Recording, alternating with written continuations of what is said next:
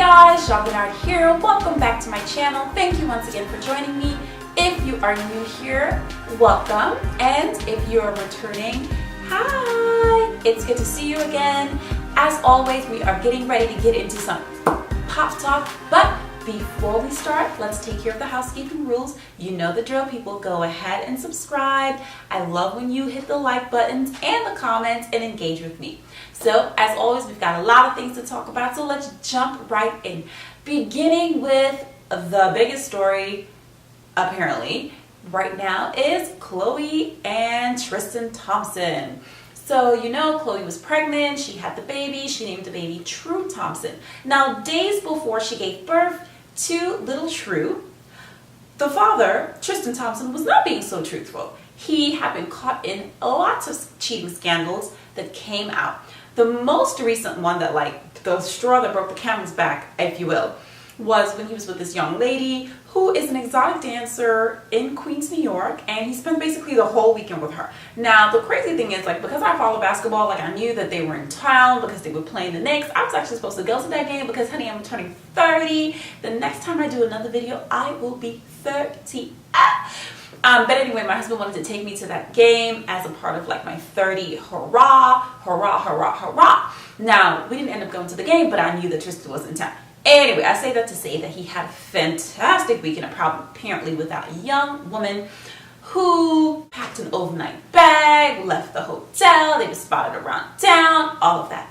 But also, as a result of that, other videos surfaced of him from apparently back in October, they say, with him kind of just like doing these makeup fests with different girls. Now, the thing is, you would ask yourself, well, why do people care to follow Tristan Thompson around and to see what he's doing with his life? Because he got caught up with a Kardashian. And that's what happens when you are opened and exposed to the Kardashian world. Everybody wants to be in your business.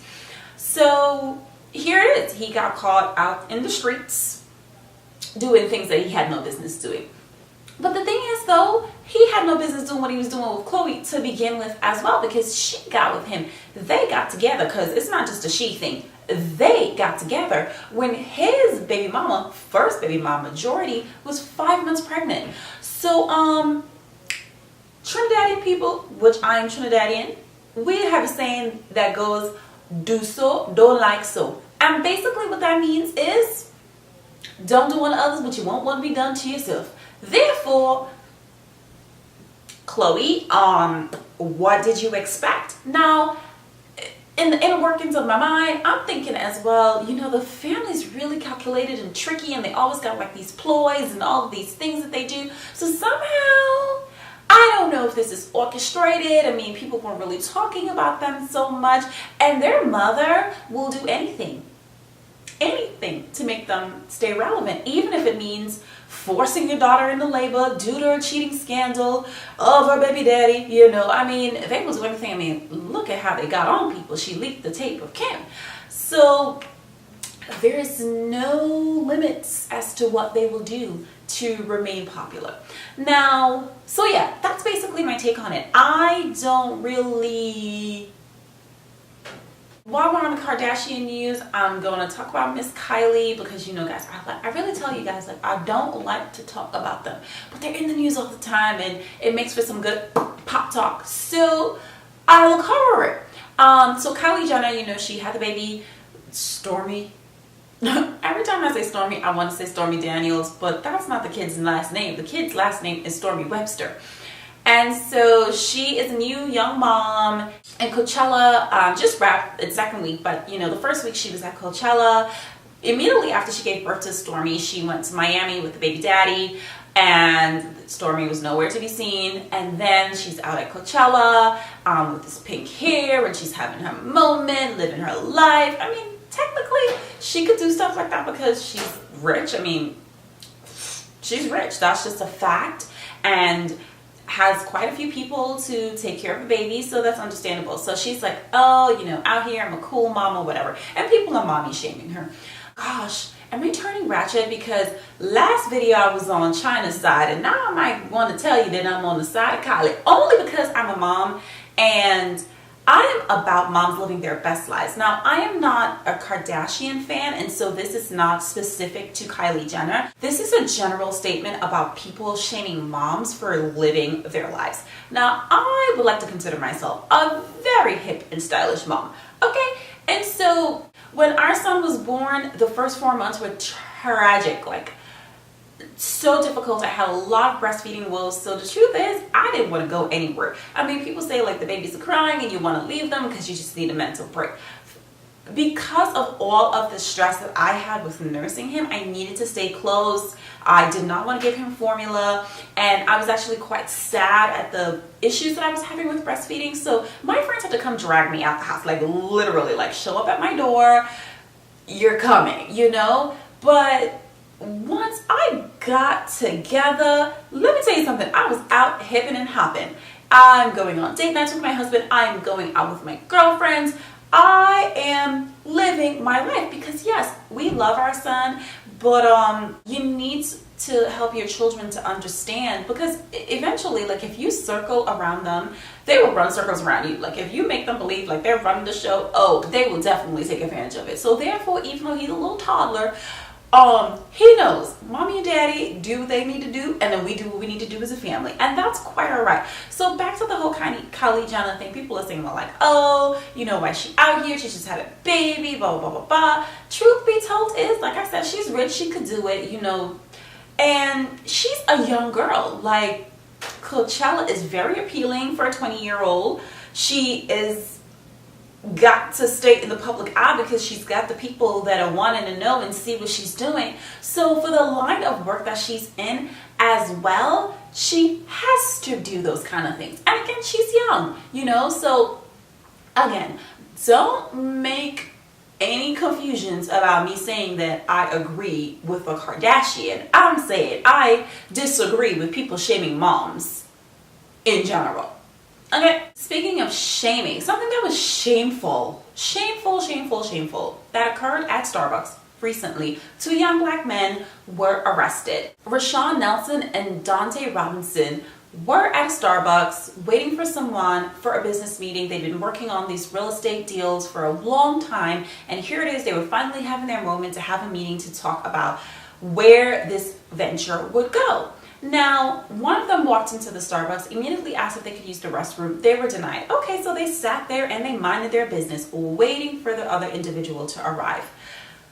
That didn't get far because the manager at the Starbucks proceeded to call the police, claiming that they were trespassing, and the police arrived, asked them to leave, and they said, why are we being asked to leave? And before you knew it, they ended up in handcuffs. Now, before I go further, I just have to say, even though this is an unfortunate circumstance and it's quite despicable, the boys left alive, and that is major, because our black men usually leave dead. So the fact that they left alive, hey, it's not much, but I'll take it. Now, why were the police called, right? Because they're black boys sitting in a Starbucks. And as far as I'm concerned, I feel like Starbucks created that whole kind of like millennial cafe culture, grow your business, grassroots from the ground up, you know, hustle, all that stuff. So why were the police called? I was in a Starbucks recently that's literally on the corner of my apartment, and I was helping a grad student with her final project, and my girlfriend invited me to assist. Now, so as I'm sitting in the Starbucks, like I'm surveying the scene, and by the way, we did not buy a thing. When I tell you this student like laid out her whole project in this middle of the Starbucks, we purchased not one thing, okay? And no one said a word to us, and we're black.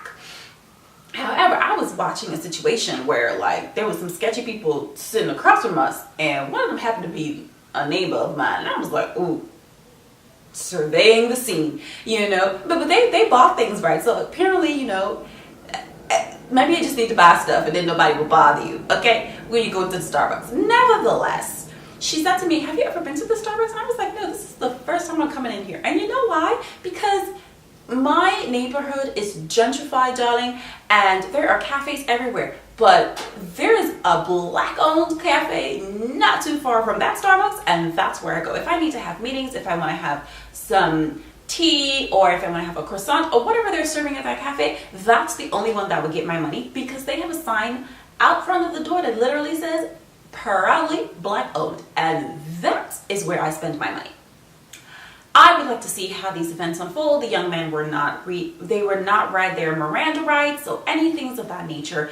They've been making the rounds on the news stations and stuff, and so let's see what the police, what happens to them. Most likely nothing, but we'll watch.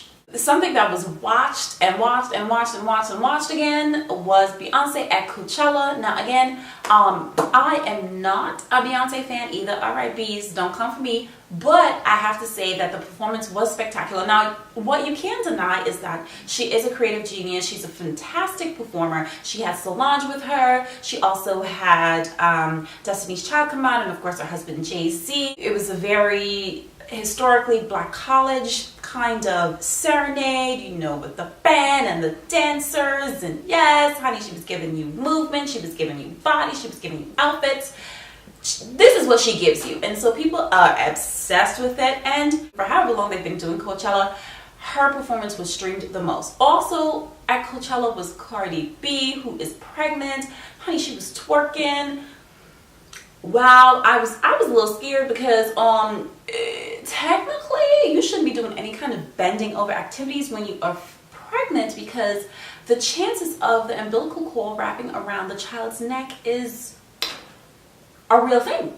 It's a real thing. And so, but girl, you know, that's what she wanted to do, and so hey, that's what she's known for, so I guess she's got to kind of keep up with it. And as I talked to you about in another video, hello people, watch all of the pop talk videos, because if you miss a video, you miss a lot. But so I talked about in another video about her hiding the pregnancy, of course, and also the topic of, because you're a woman, it's expected that you sacrifice either your career or your family. You know, you can't have it both for some weird reason. I don't understand. So she is showing the world that, you know what, I'm gonna have it both. I'm going to be chart topping, and I'm going to be a twerking mom, and I'm just going to do all of it. And so far she is making it work. A couple that's not making it work, however, is Cena and Nikki Bella. Now, Cena is a famous wrestler, and Nikki Bella is also like in WWE or whatever. They were in a relationship for a long time. He actually proposed to her on TV. She had like this reality show and everything. Now, here's the crazy thing about this. She signed a 75-page agreement just like in a dating relationship with him. And in this agreement, it stated that once the relationship is over, she has to move out immediately. And the relationship is over, and she had to move out immediately. My thing is, I'm not signing no 75 pages, nothing, to just be in a relationship with you. I mean, yes, I understand it's your home, and people legally, if you lived in someone's place past 90 days, honey, it could get sketchy, and it'll be very difficult to get you out. Nevertheless, 75 pages? Oh no, who's reading all of that? So, you know, the issue between them is she wants a family and he has no desire to have children. And so the relationship is no longer. I mean, they were engaged, the wedding was coming up shortly, and they decided to call it quits.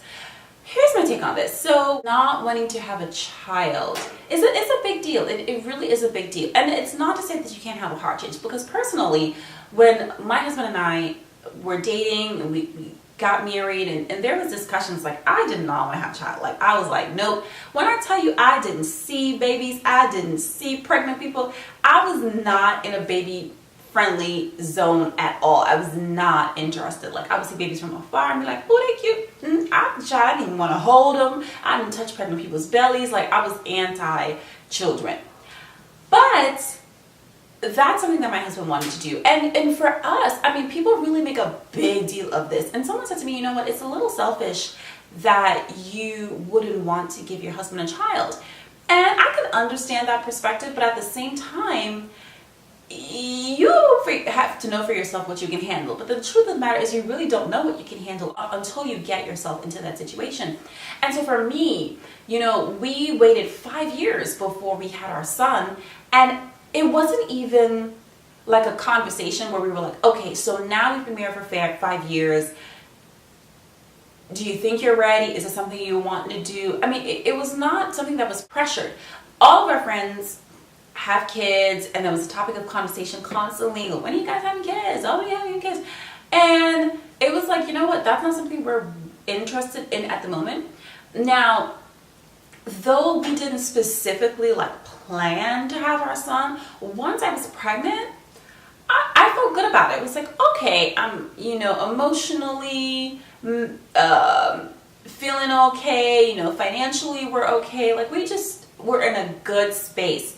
And so if we're not already married and we're about to go into it and it's like, okay, I'm really not gonna do that, then maybe yes, you separate because you don't want any issues. But I think if you're already in it, and yeah, you know, you can have reservations about things, but over the years you grow and you change, and things happen differently, and you never know until you do it, really. And that's kind of what it comes down to. So anyway, so that relationship is over. What I cannot get over is this cover of Tiffany Haddish. Girl, who authorized that? Like, it was a bad wig, bad makeup, the facial expression and her posing was off. I would not approve of that cover ever. Truth be told is that as a talent, when you're booked, you don't really have that much creative say as to which images are chosen. But while you're sitting in the chair and somebody's putting that bad wig on you and you're looking at your makeup and you're like, no. You can have some say where that's concerned. Or if you feel like you can't talk about it, can you get your publicist, get somebody? Because that cover was atrocious. That is such a misrepresentation. I mean, she is definitely very influential, and I feel like that cover did her no justice, because now your focus is on how horrible it is, that it takes away from me personally, from all of the accolades that she's accomplished, because all I'm looking at is those bad brows, terrible wig, and awful face. I mean, you know, and this is the thing, right? Because a lot of covers are going to people other than models, and a lot of people, because they're not models, don't know how to pose. Now, they should probably invest in like some model coaching, which is something that I do. But this is a clear indication. She is a clear indication that when you take covers away from models, people whose jobs it is to know how to pose, honey, give you face, give you hair, give you eyes, and all of that, this is what you get. Nevertheless, I'm not saying that because she's not a model, that means she can't give a good face. It was just all wrong. All wrong. All wrong. She apparently didn't think anything was wrong with this cover, but what she did think that something was wrong with is the fact that TMZ guys, oh my gosh, this story is hilarious. So she blasted TMZ because she flew into LA loading up these bags. She's had about like 20 bags, she claims. And so the TMZ camera guy is waiting to have a conversation with her, and he's all posted up with his camera, waiting for her and her girlfriends to load their bags. And as soon, on cue, as the last bag was loaded, here he comes running over, trying to get an interview with her. Oh no, that went left real fast. She blew him up. And then on social media, she blew up TMZ, and she was very disappointed. Like, how dare you stand there and watch these women, 3 of us, so how many ever of her friends were there, load up the bags, and you did not help us, and now you want to get an interview from me. So, okay, so first of all, the Escalade or whatever truck it is that you were in, the driver that picks you up in the airport, that is his job. You got a car, and so whoever's coming out of that car should be prepared to help you with these bags. TMZ don't work for you. Why don't you have assistants with you? Why are you going with 20 bags anywhere? Like, you're not going there to live. You're going there for a weekend. You have 20 bags. So I don't agree that he should have helped them with their bags, because they don't pay him to do that. His job is to get stories. Now, I would say though that it would have been courteous of him to offer his assistance, certainly, but it's not mandatory that he should do so, because that is not his job. So she blew him up, but the people she should really be blowing up is the people that put her on a magazine looking crazy, and that's my 2 cents on that. Speaking of crazy, this story of Meek Mills is just wild, like wild, wild, wild. Okay, so he has been released from prison, but he had been caught in this violation of probation situation that he's been on probation for about 10 years, right? And it stems all the way back from 2008 when he was caught up in this drug conviction case. Now, the judge on his case has had it out for him. Miss Genece, what is it with you and Meek? So there were rumors swirling about her not wanting him to be with the record label that he's with. She suggested him going with somebody local. Like, why do you even think that you're a judge? Like, your job is to lay down the law, not decide whose record label somebody should be with. Anyway, so that was one thing. And then she also reportedly wanted him to remix some song and mention her name in it. That didn't happen. Other shiesty things happened on this case. Most recently, when he was going through the whole courts, going to court and all this stuff, a clerk slipped him a letter asking him for money to pay for her kids' college tuition. That alone should have been grounds for the case to be thrown out. But nope, Miss Genece was like, not happening. Okay, even further, the district attorney and the prosecution said that this case should be thrown out simply because the police officer in question is known to be corrupt, right? But did Miss Genece listen? No, she said, come back in June. We will discuss this then. So at that point, it was literally like 60 to 90 days that she was gonna take before she decided or what she wanted to do with Meek. Fortunately, he was released. Now, he's been having a lot of people rally around him. Even the owner of the Philadelphia Eagles went to visit him in prison, right? So that they came out to his song when they played in the Super Bowl. Philly was showing him a tremendous amount of love, and lots of rappers were in his corner as well. I mean, people just were like, yo, this is insane. And the thing is, this is injustice played out on the largest scale possible. And for me, I'm thinking about it here it is that Meek Mills has the capacity to hire lawyers. He has friends in high places and stuff. And you see that doesn't even mean anything. And we do know that the justice system is corrupt. And I'm thinking, well, she's black. Yo, let it rock. But, and not that because we're of the same, we're the same people or whatever, that means that, we should let each other slide simply off of that. If you legitimately deserve to be arrested and imprisoned, then that's what needs to happen. There are consequences for actions. However, when you are playing with the law and holding it over someone's head because you know that you can, and this man has money, right? And he has people of influence and power. What is the case with people who don't have those things? That's the thing for me, because I'm this is playing out on the large scale. And we are seeing that simply because he's black, you can have money, you can have power, you can have influence, you was still gonna get what you deserve, or at least what she thought he deserves.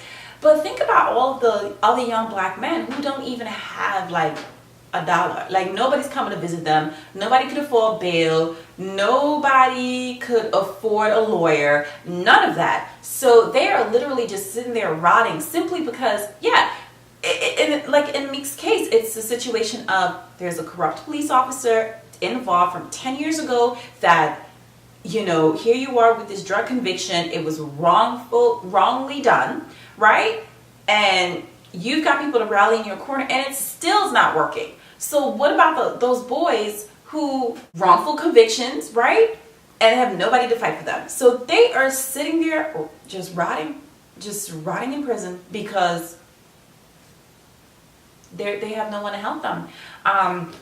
Fortunately, Meek is out, and that he will be a pioneer to really spread light on this issue, because like I said, his case played out publicly, and we do know that there's a lot of prejudice and injustice when it comes to young black men in general. And so I really hope that he will advocate for these boys moving forward, because he was dealt a bad hand as well. Before our time together is over, I just want to do a quick reality roundup and give you some feedback on a Real Housewives of Atlanta reunion 2 and 3. You get 2 for the price of 1, okay? Real Housewives of Atlanta reunion part 2 and part 3 basically was the attack of Kim Zolciak.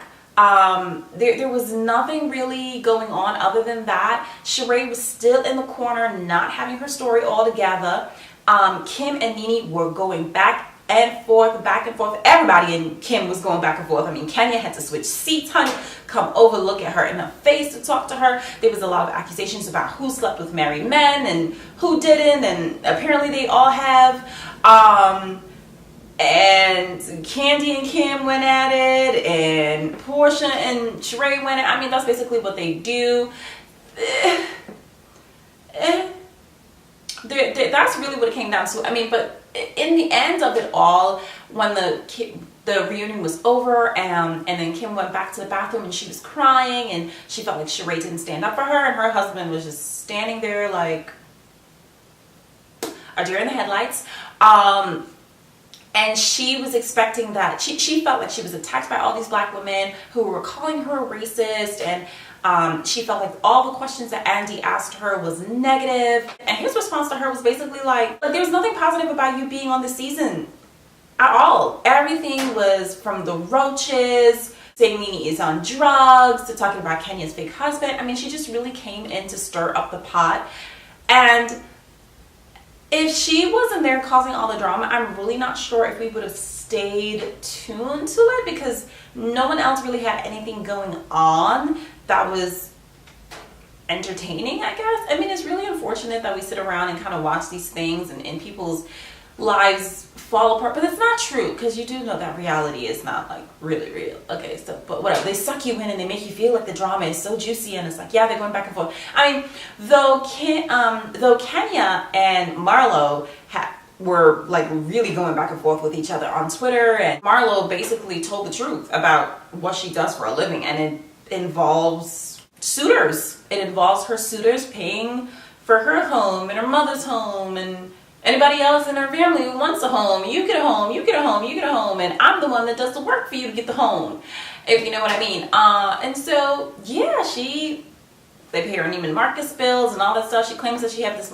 Simply Marlo LLC, but we still don't know what that's about. But she told the world that, yeah, this is how I live. And if that works for her, girl, okay. So that's all I have for you as far as the reality roundup is concerned. The Pop Talk has come to an end. I had a great time chatting about all of these topics with you. I hope you guys enjoyed. Please go ahead and subscribe. You stayed to the end. I know you enjoyed it.